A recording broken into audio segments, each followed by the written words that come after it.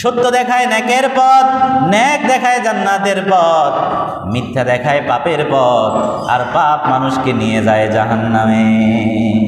আর যে লোকটা সকাল বিকাল সন্ধ্যা রাতে, শনি রবি সোম মঙ্গল বুধ বৃহস্পতি, সপ্তাহের প্রতিটি দিন প্রতিটি প্রহরে শুধু মিথ্যাই বলে, আল্লাহ রাব্বুল আলামিনের নিকট তার পরিচয়ের সাথে নতুন একটা পরিচয় যুক্ত হয়ে যায়।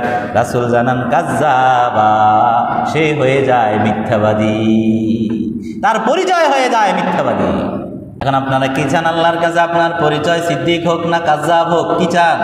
সিদ্দিক যদি হতে হয় তাহলে এখন থেকে ওয়াদা করেন, সংকল্প করেন দৃঢ় চিত্তে, নিজের মন থেকে অঙ্গীকার করেন, জীবনে আর বাকি যতদিন হায়াত পাবো সত্যের সাথে থাকবো, সত্য কথা বলবো, সত্যকে অবলম্বন করব, সত্যের আলোকে জীবন গঠন করব।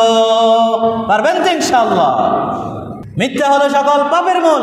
লোকটা চোর, এই লোকটা যদি মিথ্যা কথা না বলে চুরি করতে পারবে? পারবে না। তো চোর কোন সময় বাইর হয়? মনে করেন রাতের গভীরে, যখন মানুষ ঘুমায়। তো চোরের বাড়ি থেকে যে বাড়িতে চুরি করে, ওই বাড়িতে যাওয়ার পথে কোনো না কোনো মানুষের সাথে দেখা হয় কি হয় না? হয় না? দেখা হইলে চোর কি বলে? এই তো দোকানে যাচ্ছে, এ একটু হাওয়া খাইতেছি, এ একটু রাস্তায় যাচ্ছি। আসলে সে কেন যাচ্ছে? চুরি করতে যাচ্ছে। এ যদি সত্য কথা বলে তাহলে চুরি করতে পারবে না। জেনাকারী জেনা করতে পারবে না।